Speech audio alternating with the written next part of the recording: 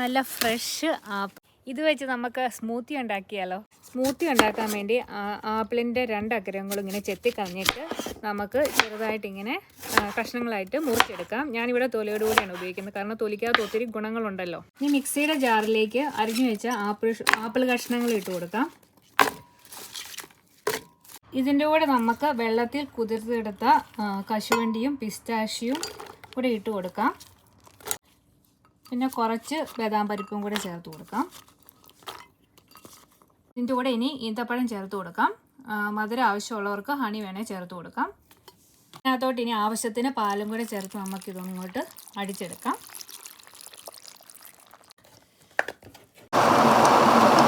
ഇവിടെ smoothie ready ആയിട്ടുണ്ട്. ഒന്ന് ടേസ്റ്റ് ചെയ്ത് നോക്കിയാൽ.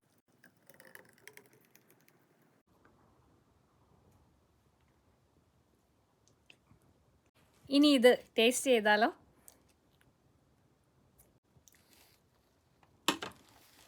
സൂപ്പർ.